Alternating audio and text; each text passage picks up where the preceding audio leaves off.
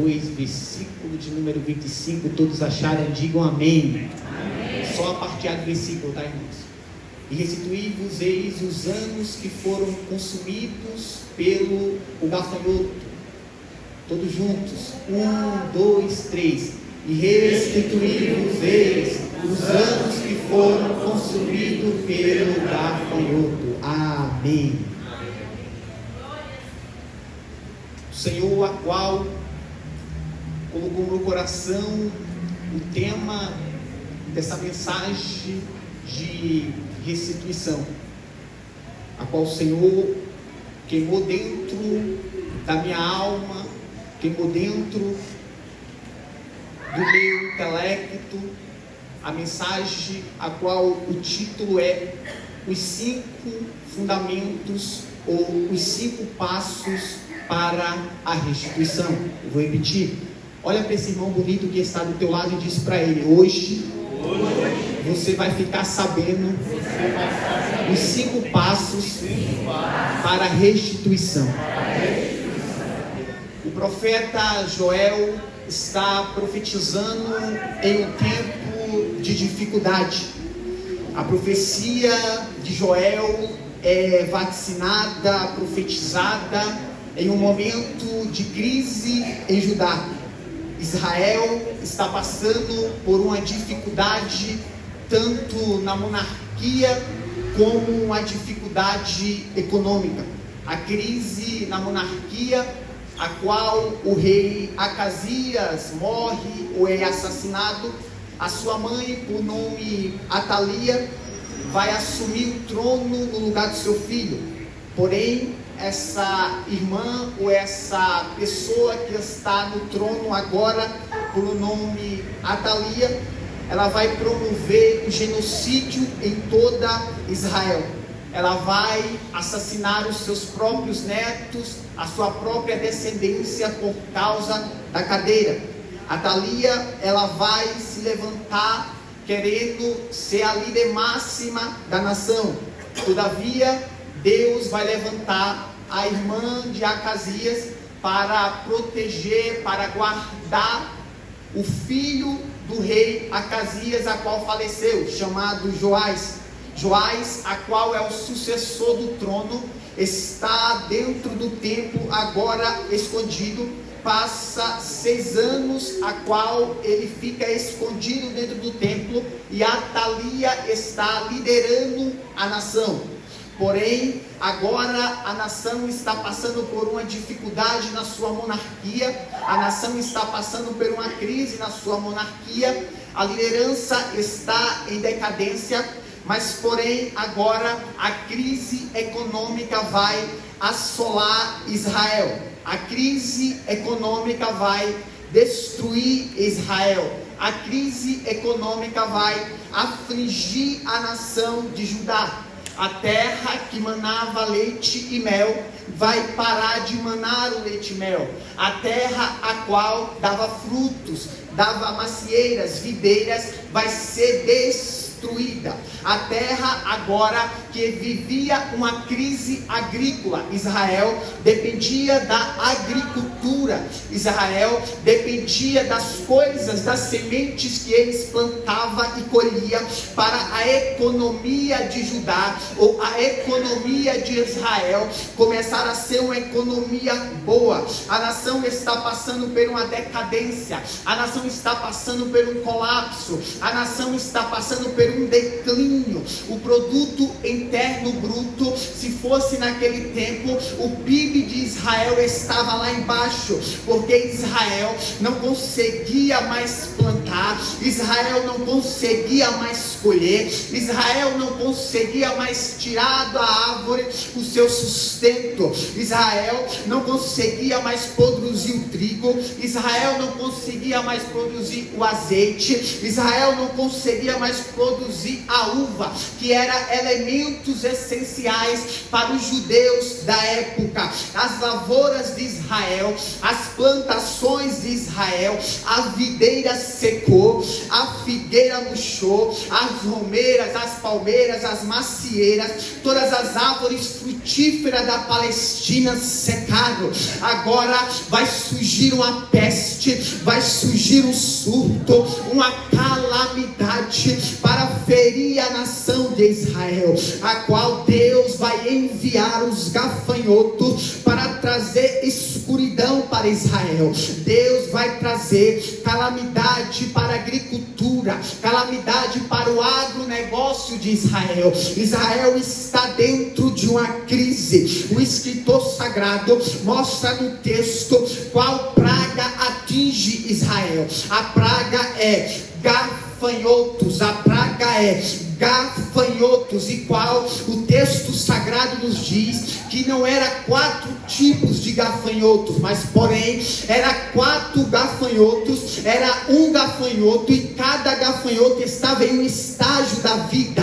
Então o primeiro gafanhoto era a largata, a qual na sua tradução mais atualizada vai estar o nome largata, mas numa tradução mais antiga vai estar o gafanhoto cortador, a qual se abriga dentro da lavoura, a qual se abriga dentro das folhas, o qual se abriga dentro das plantas e destrói toda a lavoura. O agricultor não consegue enxergar que essa largata está destruindo toda a sua plantação. O segundo é o gafanhoto migrador, a qual costumava viajar em bando em busca de alimento, a qual destruiu a videira, o qual destruiu a figueira, a qual destruiu a macieira. O terceiro é a locusta ou o gafanhoto devorador, que em qual em sua fase adulta se alimenta muito, que está em fase reprodutiva e precisa colocar ovos na lavoura e tem capacidade de devorar uma plantação em menos de segundos, em menos de horas, em qual vem agora o pulgão, que eu acho que era um dos piores, que qual o gafanhoto devorador, depois de devorar toda a lavoura, deixava o pulgão. Qual é o gafanhoto destruidor? Que era o fruto dos ovos deixado pelo gafanhoto devorador. A nação agora, toda a nação de Israel está passando por dificuldade. A nação toda foi afetada. Atacar as videiras, atacar as figueiras, 2 produtos essenciais da vida dos judeus estão destruídos. Não tem mais videira, não tem mais figueira, e figueira e videira dentro de Israel era sinal ou glória. A videira dentro de Israel, aleluia. A videira, aleluia. A videira e a figueira dentro de Israel era sinal de sucesso. E se essa videira e essa figueira estivesse destruída, as pessoas que passavam olhavam, essa casa não está tendo sucesso, porque a videira e a figueira está destruída.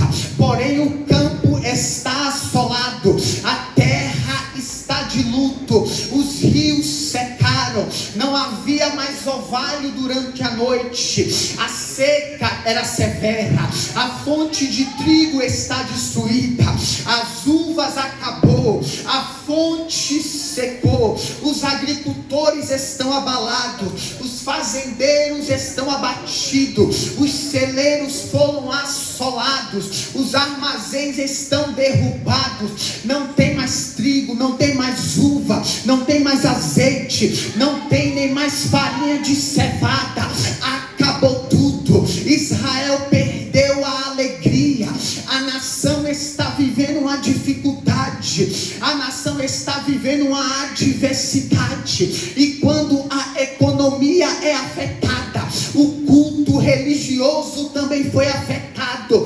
Quando a economia foi afetada, o culto religioso foi afetado.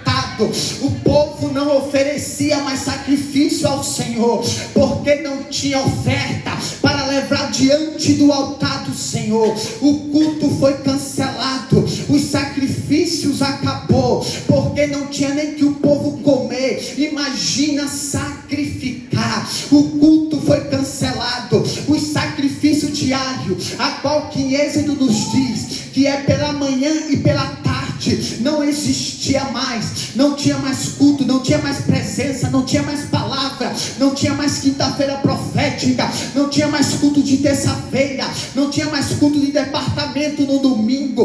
O culto foi cancelado. Não existia mais palavra de crescimento, não existia mais palavra de crescimento espiritual. A palavra era desolação, seca. Mas contudo, oh glória, Deus levanta o profeta Joel, a qual o nome é o Senhor é Deus, a qual é filho de Betuel, que o mesmo diz visão de Deus. Então eu já aprendo com Betuel.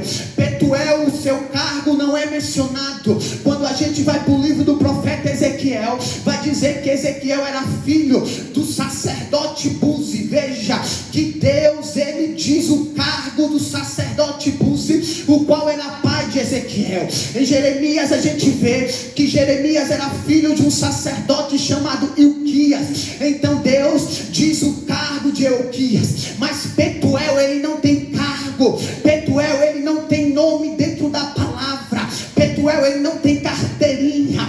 Betuel é apenas visão de Deus. Sabe o que Deus está dizendo para você nessa noite aqui? Hoje eu começo a pregar agora. Ele está dizendo: não precisa de cargo, não precisa de cadeira, não precisa de carteirinha para ser voz profética de Deus. Deus está dizendo para você: não é o teu carro que faz você ser voz profética, não é a unção que está sobre a sua cabeça que faz você ser voz profética, não é tua carteirinha que faz você ser voz profética, mas o que faz você ser voz profética é a presença que você carrega, é a graça que você carrega, é a presença que você carrega. Oh glória, pega na mão do irmão que está do teu lado e vamos começar a pregar, e fala para ele dizendo assim: não é o cargo, não é a cadeira, mas é a presença que você carrega, é a presença que você carrega, é a presença que você carrega. A irmã está entendendo o que é a presença que carrega?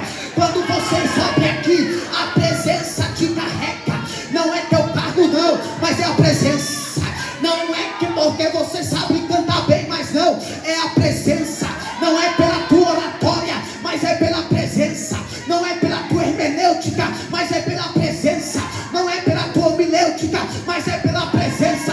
Não é pelo teu anel no dedo, mas é pela presença. Ele está dizendo: é a presença, é a presença, é a presença, é a presença. É a presença, é a presença, é a presença, é a presença. É a presença, tudo é a presença. Prega por causa da presença, canta por causa da presença, toca instrumento por causa da presença, rege por causa da presença, dá saudação por causa da presença, é líder por causa da presença, está aqui por causa da presença. Tudo é a presença, é a presença, tudo é a presença.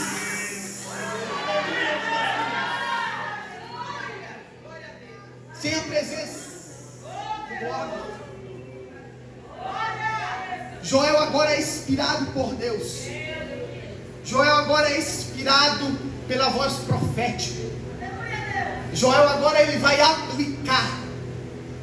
Joel agora ele vai sermonar, ele vai pregar para aquela nação que estava vivendo uma dificuldade. Aquela nação que estava passando por uma dificuldade espiritual, uma crise econômica. Não tinha mais videira, não tinha mais uva, não tinha mais comida para a nação.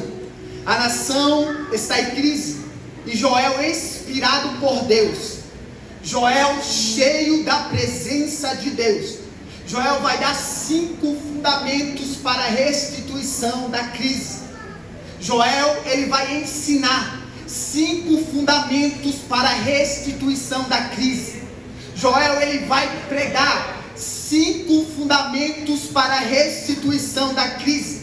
O primeiro fundamento, capítulo de número 2 do profeta Joel, versículo de número 12, meu amigo David. Capítulo de número 2, versículo de número 12. Ainda assim, agora mesmo, diz o Senhor, convertei-vos a mim. Ao primeiro fundamento, o Senhor está dizendo, convertei-vos a mim. O Senhor está dizendo, tem que haver mudança, tem que haver postura, tem que haver maneira de viver. Porque crente que é crente convertido, glória. Crente que é crente convertido não escuta funk, oh glória. Crente que é crente convertido não escuta pisadinha. Crente que é crente convertido não escuta forró. Crente que é crente convertido, eu vou dar lugar, eu vou falar. Crente que é crente convertido não anda com más companhias. Crente que é crente convertido não fala mal do irmão. Crente que é crente que é convertido não fala palavrão em sua boca. Crente que é crente que é convertido, ele muda completamente. Quando ele se converte verdadeiramente, é uma metanoia dentro da sua mente, é um arrependimento, é uma mudança de postura. Pega na mão do irmão que está do teu lado e diz para ele: o primeiro passo é converter-se ao Senhor. Esse é o primeiro passo. Tem que se converter ao Senhor para a crise passar.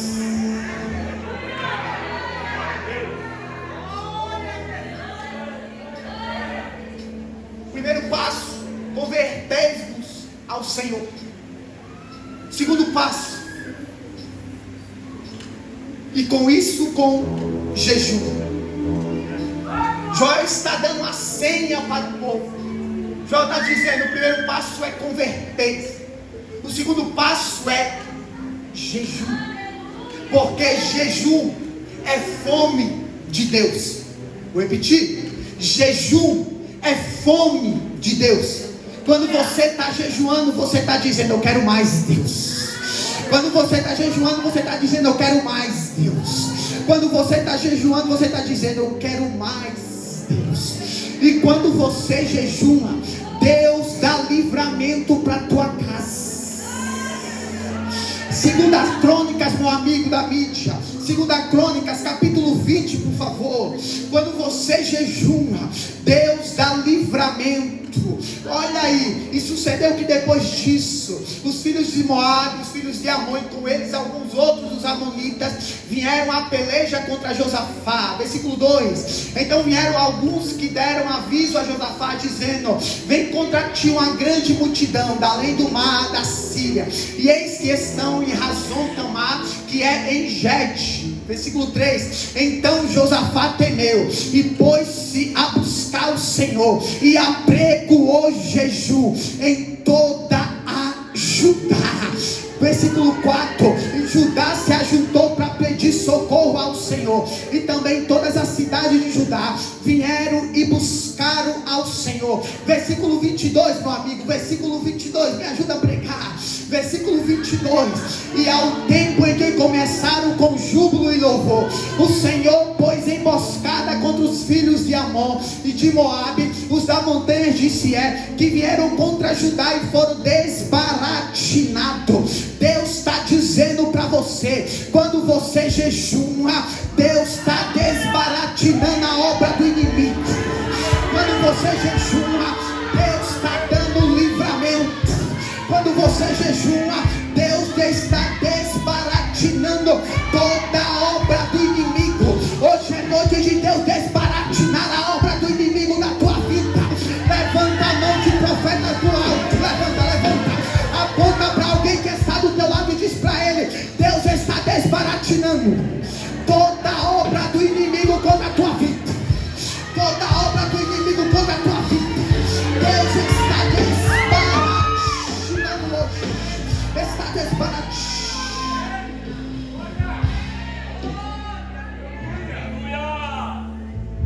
Primeiro passo. Volta para Joel 2:25, meu amigo. O primeiro passo é converteres ao Senhor. O segundo passo é jejum. O terceiro passo Versículo 13, por favor. Joel, Deus está dizendo, Joel está dando uma senha. Primeiro passo, converter. O segundo passo, jejum. E o terceiro fundamento é rasgar o vosso coração e não as vossas vestes. Deus está dizendo assim para o povo: olha, vocês rasgam as vestes com sinal de luto, mas eu não quero que vocês se amostrem que estão se rasgando por fora, mas por dentro o coração está duro. Deus está dizendo mais ou menos assim, o quebramento, quando você está quebrada no secreto, quando está quebrantada dentro do secreto, vale mais do que quando você está em público em lágrimas. Vou repetir. Deus está dizendo para você: eu quero que você rasgue o coração, eu quero que você rasgue o seu interior, porque Deus não está preocupado com isso, com terno, com gravata, com sapato bonito, mas Ele está preocupado com o teu coração. E essa noite Ele está dizendo: é noite de rasgar o coração, é noite de dilacerar o coração, é noite de ter quebrantamento no secreto, é noite de ter lágrimas em secreto, é noite de chorar em secreto. Deus está dizendo: ei, as tuas lágrimas no secreto vale mais do que as tuas lágrimas em público. Aleluia. Jesus está na casa. Aleluia, Jesus. Glória a Deus. O primeiro fundamento era: converteis ao Senhor. O segundo é jejum. O terceiro é: rasgai o vosso coração. Versículo 17, meu amigo. Vamos para o quarto fundamento. Porque avivamento sem Bíblia não é um avivamento genuíno. Chore os sacerdotes, ministros do Senhor. Joel está dando a senha, está dizendo: tem que ter lágrimas no altar. Joel está dizendo: vocês que são ministros, vocês que são pregadores, vocês que são cantores, tem que ter lágrimas no altar. Porque cantar não é técnica, não é ter voz Brasil aqui. Aqui é para quem tem unção. Aqui não é ídolos, aqui não é a fazenda, mas aqui é para quem tem unção. Aqui é para quem carrega a presença. E Deus está dizendo para você: é tempo de voltar com lágrimas no altar. É tempo de voltar a chorar no altar. Oséias capítulo 12, versículo 4, meu amigo. Oséias capítulo 12, versículo 4. Como príncipe lutou com o anjo, prevaleceu e chorou-lhe e suplicou em Betel, e achou que ali falou conosco. Jacó chorou no vale de Jaboque. 1 Samuel capítulo 30, versículo 4, meu amigo. 1 Samuel capítulo 30, versículo de número 4. Davi chora ao ver sua família sendo saqueada pelo inimigo. Então Davi e o povo que se achava com ele alçaram a sua voz e choraram, até que neles não houve mais força para chorar. Jacó chorou, Davi chorou. Neemias capítulo de número 1, versículo de número 4. Neemias capítulo de número 1, versículo de número 4. Neemias: e sucedeu que ouvindo eu essas palavras, assentei-me e chorei. Neemias também chorou. Lamentações capítulo de número 1, versículo de número 16. Jeremias vai chorar ao ver o jovem da sua nação desolada. Jeremias vai chorar vendo os seus adversários, seus inimigos vencer. Lamentações capítulo de número 1, versículo de número 16, meu amigo da mídia.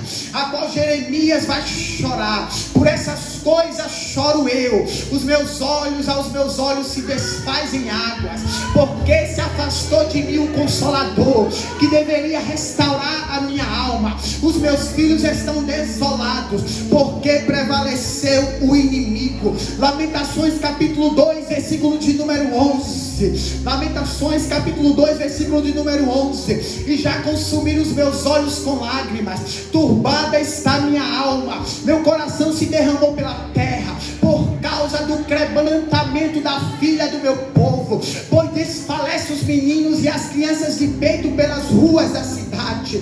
Eita glória! Jeremias está entendendo que chorar é necessário. Lucas capítulo 22, versículo 62. Lucas capítulo 22, versículo 62. Pedro vai chorar porque nega o Cristo. Pedro vai chorar porque nega o Cristo. Pedro vai chorar porque nega o Cristo. Lucas capítulo 19, versículo de número 41. Esse aqui é o maior exemplo de fé que chorou. Jesus, quando ia chegando em Jerusalém, chorou sobre Jerusalém. Eclesiastes capítulo de número 3, meu amigo da mídia, me ajuda.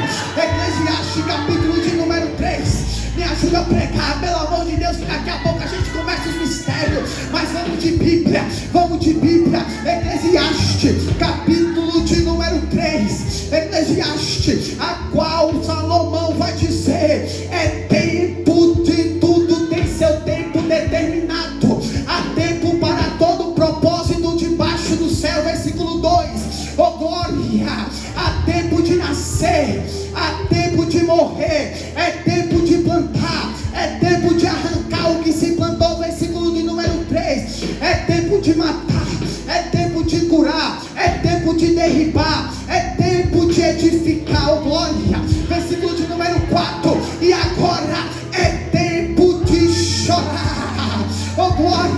Ele está dizendo: cadê as suas lágrimas? Tem que ter lágrimas no altar, tem que ter lágrimas no altar. Não adianta a mente iluminada se não tem lágrimas.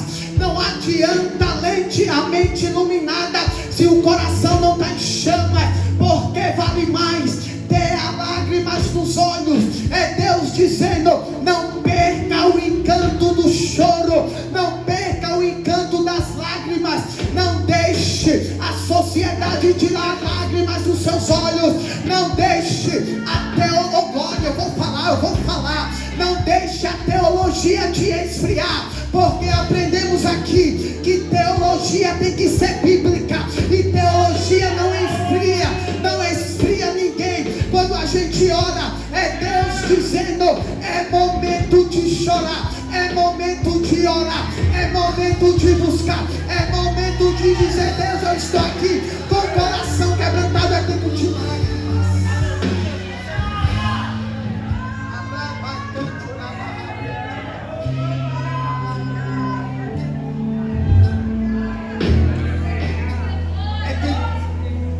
Lágrimas no altar, é tempo de voltar às lágrimas. O primeiro era: convertei-vos ao Senhor. O segundo, jejum. O terceiro, rasgar o vosso coração. O quarto, lágrimas no altar. E o quinto e o último, Joel capítulo de número 2, versículo 17, meu amigo. Joel capítulo de número 2, versículo de número 17. A qual agora chora o sacerdote e os ministros do Senhor entre o alpendre e o altar, e diga: poupa teu povo o Senhor. É Deus dando uma senha. Tem que haver choro e tem que haver oração, porque Deus está mandando um profeta orar, um povo orar, porque bênçãos são restauradas por meio da oração. Vou repetir: Deus está dizendo para você: as bênçãos são restauradas por meio da oração. A oração é tudo. A oração abre portas, a oração quebra as correntes, a oração te liberta, a oração te cura, a oração te faz você chegar a lugares que nunca imaginou. Então eu pego o meu maior exemplo de fé, Jesus Cristo, o qual era uma divindade, o qual era filho de Deus, a qual orou. Ele buscou a ao Deus Pai. Jesus, ele orou. Lucas capítulo de número 3, versículo de número 21, meu amigo da mídia. Lucas capítulo de número 3, versículo de número 21.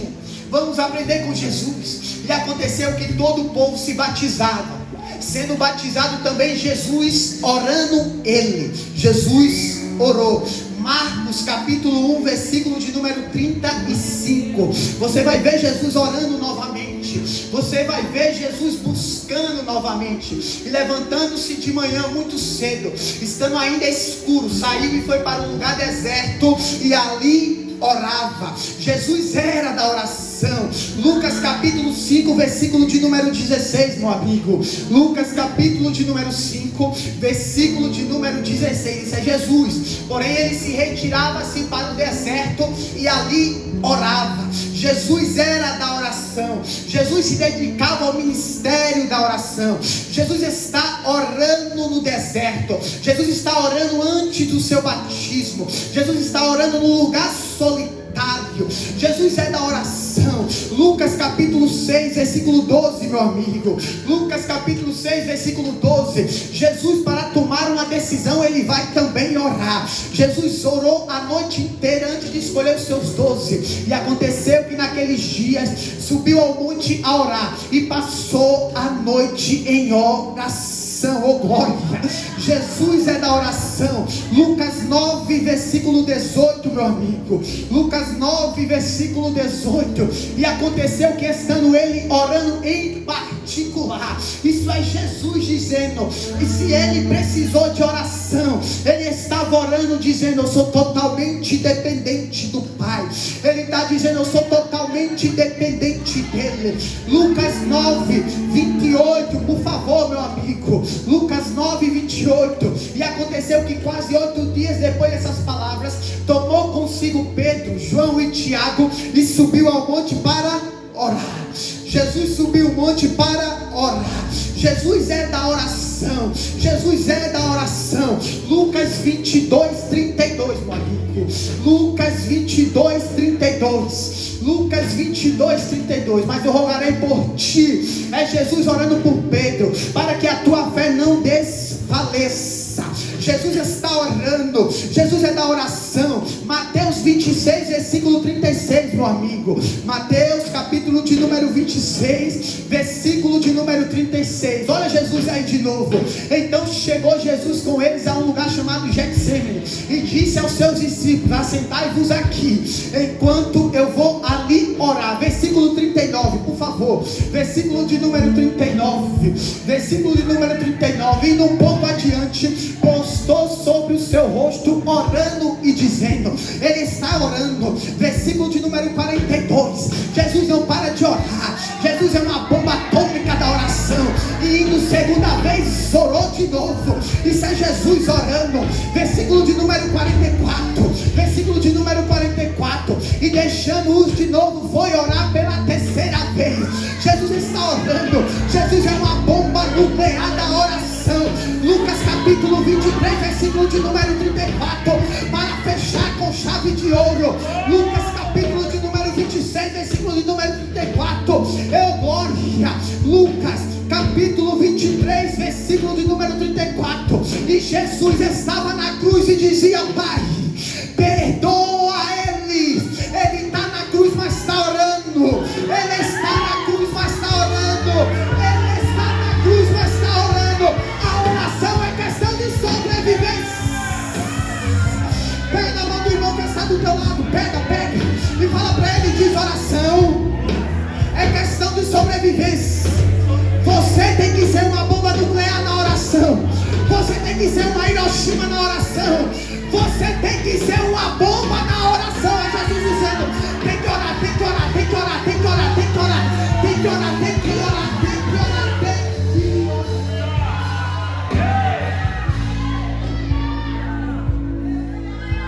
Você precisa voltar para o lugar da oração. Você precisa voltar para o lugar secreto.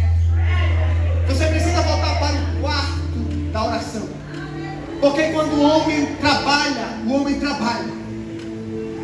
mas quando o homem ora, Deus trabalha. Vou repetir. Quando o homem trabalha. Mas quando o homem ora, quem trabalha é Deus.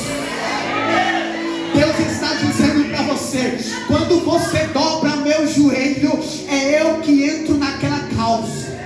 Quando você dobra teu joelho, é eu mexo os papéis lá do juiz. Quando eu entro, glória. Quando você dobra o teu joelho, é eu que entro na tua adversidade. Quando você dobra o teu joelho, é o Senhor que entra na tua dificuldade. O segredo do ministério é oração, é buscar ao Senhor. Certa vez perguntaram para Charles Angel Spurgeon qual era o segredo do seu ministério. Ele falou assim: meu amigo presbítero Fred, eu troco toda a minha biblioteca pelo meu lugar santo da oração. É ele dizendo assim: o lugar secreto da oração vale mais do que tudo nessa vida. O lugar secreto da oração vale mais do que dinheiro, vale mais do que dólar, vale mais do que real, vale mais do que euro, vale mais do que sapato de grife, vale mais do que roupa de grife. É Deus dizendo: a oração te fará levar a coisas maiores. A oração vai fazer você subir de nível. Vai subir de nível. Vai subir de nível. Vai subir de nível. Vai subir de nível. Vai subir de nível. Vai subir de nível. Tem crente subindo de nível aqui agora. Tem crente subindo de nível aqui agora. Tem crente subindo de nível aqui agora. Tá subindo de nível. Tá subindo de nível. Tá subindo de nível. Tá subindo. Tá subindo. Tá subindo de nível. Vai começar a orar mais. Vai começar a buscar mais. Tem crente subindo de nível.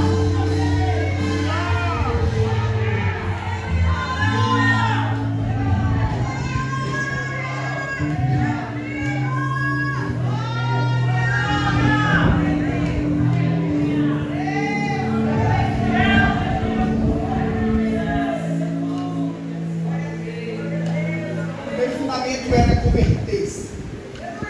O segundo era jejum. O terceiro era rasgar com o coração. O quarto era lágrimas com altar. O quinto era oração. Veja quando ele coloca esses 5 fundamentos. Veja a reviravolta que Deus vai fazer. Uma nação que estava em crise.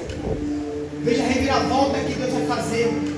Uma nação que estava passando por adversidade. Versículo de número 21, capítulo 2 de Joel, por favor, meu amigo. Veja o que Deus vai fazer. Deus vai mudar completamente o cativeiro. A terra que estava assolada, a terra que estava passando por adversidade. Aí Deus vai começar a usar o profeta. Não temas, ó terra, regozija-te e alegra-te, porque o Senhor fez grandes coisas. Versículo 22. Não temais, animais do campo, porque os pastos do deserto reverdecerão. O que não estava dando mais fruto vai começar a dar fruto, porque o arvoredo dará seu fruto e a figueira dará a sua força. Versículo de número 24, me ajuda. E as eiras se encherão de trigo. Aonde não tinha trigo vai ter trigo novamente. Os lagares transbordarão de mosto e de óleo. É Deus dizendo assim: aonde perdeu tudo, Deus está restituindo hoje. Aonde acabou tudo, Deus está restituindo hoje. Perdeu tudo, mas Deus está dizendo: estou eu restituindo hoje. Tem restituição de Deus hoje. Deus está dizendo: eu restituo o que você perdeu hoje. Versículo 25, para terminar bonito, Deus está dizendo: tem restituição hoje. Tem restituição hoje. Tem restituição hoje. O Senhor abrirá o céu. O Senhor restituirá novamente. O Senhor está dizendo: estou eu restituindo o que você perdeu. Estou eu restituindo o que você perdeu. Estou eu restituindo o que você perdeu. Estou eu restituindo o que você perdeu. Deus está dizendo: eu restituo aqui no altar. Deus está dizendo: eu restitua. Perdeu, estou eu restituindo. Estou eu restituindo. Estou eu restituindo.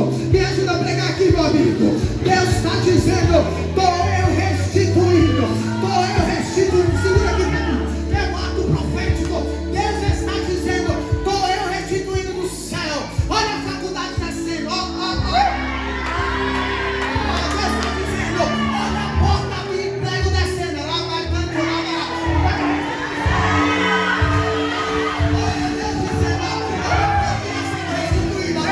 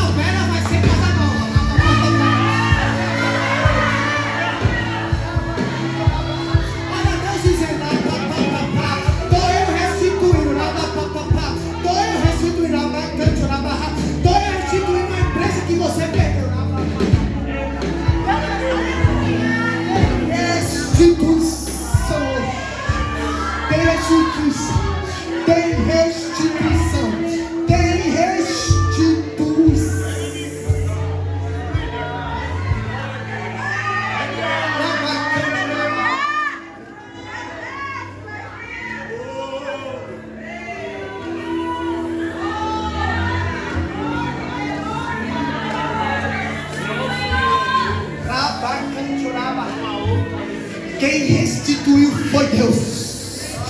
O diabo vai querer dizer: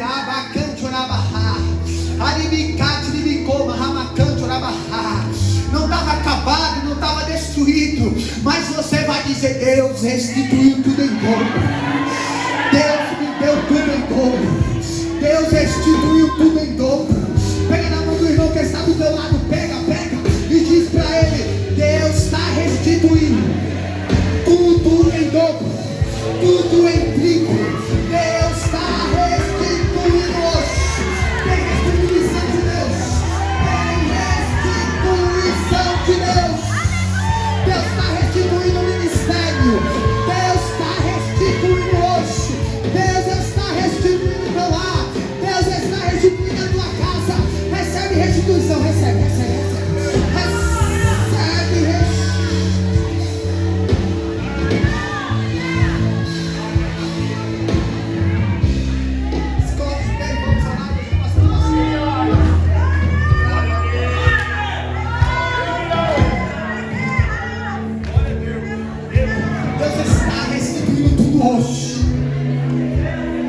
Restituiu tudo hoje.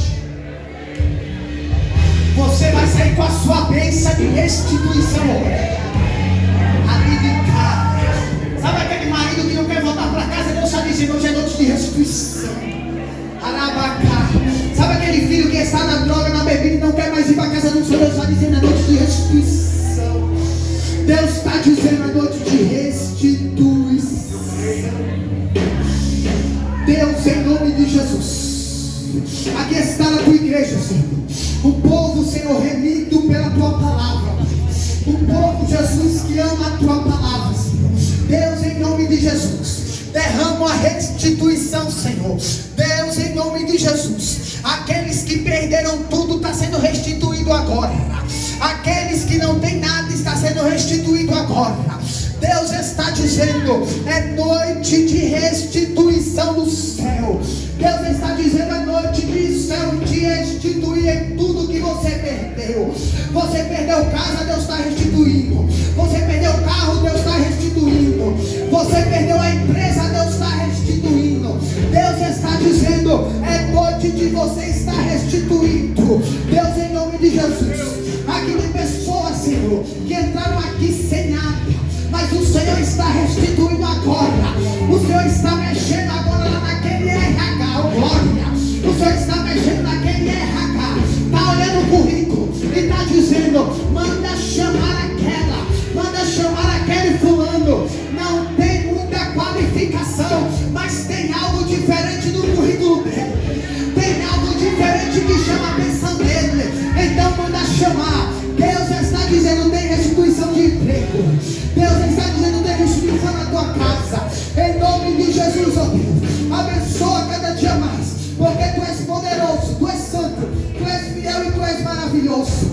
Desde já eu te agradeço, desde já eu te louvo, em nome do Pai, do Filho e do Espírito Santo, em nome de Jesus Cristo, amém. Mas antes de se assentar, eu gostaria de saber se no nosso meio tem alguém que não aceitou Jesus Cristo